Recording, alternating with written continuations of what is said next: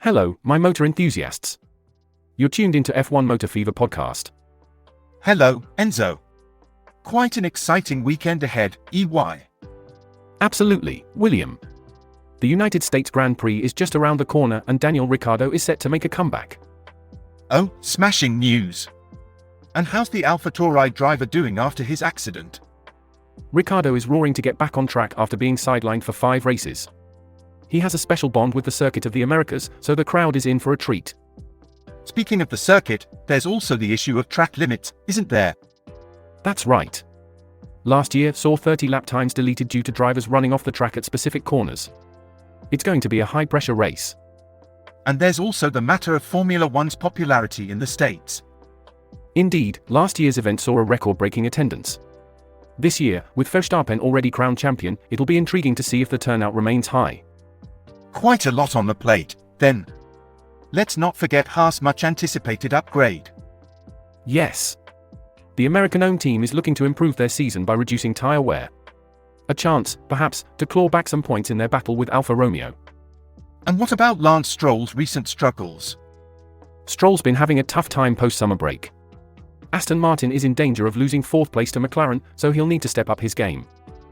Blimey, sounds like we're in for a riveting race weekend. Hey everyone. Your trusted voice Enzo here, navigating you through the high-speed world of Formula One. Hello. William at your service. We're with you every day, right here on F1 Motor Fever podcast. Don't forget to subscribe and hit that bell for notifications. Now, full throttle, let's dive into those chicanes.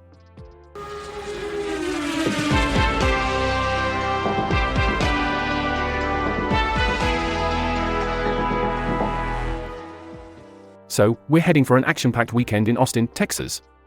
The Circuit of the Americas is hosting the second of 3 Grand Prix rounds in the United States, following the Miami Grand Prix back in May, and ahead of the inaugural race in Las Vegas in November. This is the 11th time the over 5.5-kilometer circuit has hosted the US Grand Prix, and the 44th time the race is being held. And the grand return of Daniel Ricciardo gives us yet another exciting storyline, doesn't it? Exactly. It's been nearly 2 months since his hand injury at Zandvoort. The crowd favourite can expect a warm reception as he battles for much-needed points for AlphaTauri over the final 5 rounds of the season. It's worth mentioning that Ricciardo has a special connection with the Circuit of the Americas. He's a fan of Texan culture and barbecue, which has made him somewhat of a cult hero in Austin. That's right. And he was even seen demonstrating a 2011 RB7 around the streets of Nashville last weekend, a kind of final test to confirm his readiness to race again. What can we say about his replacement? Liam Lawson did a good job filling in for him, right? Indeed. Lawson had a strong stint racing the AlphaTauri in Ricciardo'S absence. However, he will be competing for the Japanese Super Formula Championship in Suzuka next weekend. And what about the sprint format?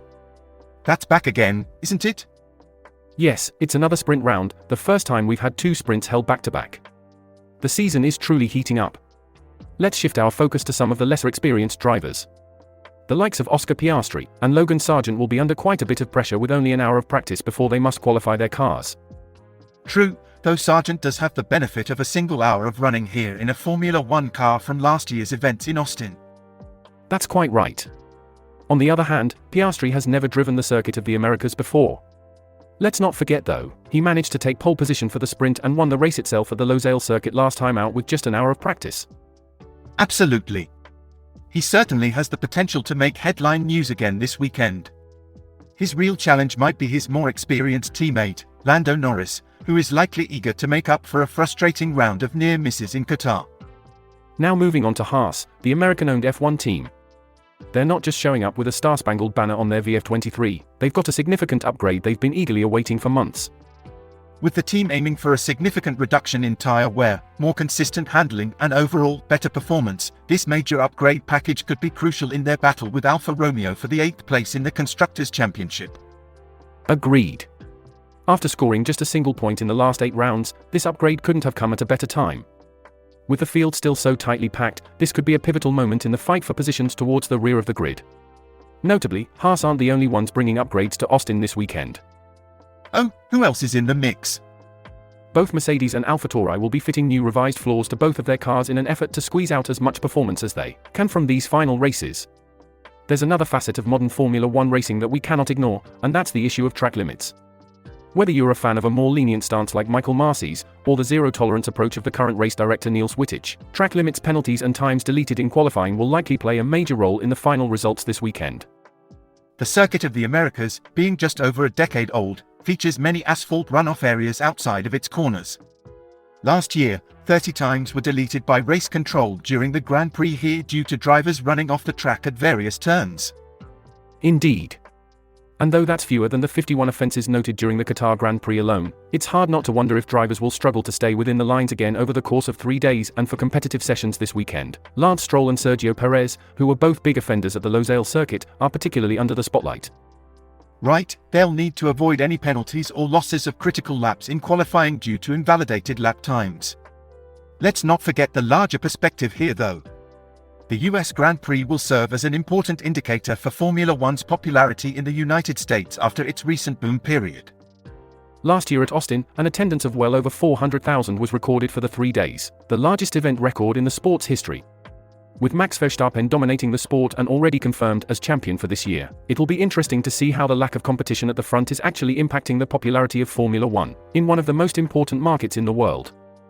And what about the drivers who are in need of a good weekend? Who comes to mind? One driver who desperately needs a strong weekend or even some points is Lance Stroll. Remember, besides Logan Sargent, he's the only driver who doesn't know if he'll be on the grid in 2024. It's worth noting that Lance Stroll hasn't scored a single point since the field returned from the summer break at Zandvoort, while his teammate, Fernando Alonso, has tallied up a respectable 34 points. As Aston Martin's rivals continue to outperform them, they seem nearly certain to lose fourth place in the constructors' standings to McLaren by the end of the season. Quite a drastic turnaround from the start of the year. And the frustration seemed to be getting to Stroll. In Qatar, after his Q1 elimination on Friday, he appeared to shove his coach, earning the attention of the FIA. He has since apologized and been warned by the governing body for his conduct. But the best way to avoid such eruptions in Austin would be to put in a strong performance and help his team earn some much-needed points. Indeed. On a different note, the United States Grand Prix is generating some interesting talking points. From Ricciardo'S return and Haas upgrade, to the issue of track limits, there's a lot to look out for. Not to forget, both AlphaTauri and Mercedes are bringing floor updates, which are sure to add another layer of intrigue to the race. For Mercedes, this update will be an important indicator of whether they're on the right track. More to come on all this in our next episode. William, fancy having a gander at some online comments on a topical matter? Oh, absolutely, mate. Here we go. One user, YOLO Sums, posted, the Audi F1 project taken over by Porsche. Quite interesting, isn't it? Well, I must say, Audi and Porsche in the mix would certainly add a new dynamic. YOLO Sums further explains, quote, new Audi boss is not a big fan of F1 and wants to stop everything. However, VAG wants to stay in F1. Porsche would use Audi's work to avoid wasting time for 2026, and they would also leave Formula E at the end of 2025.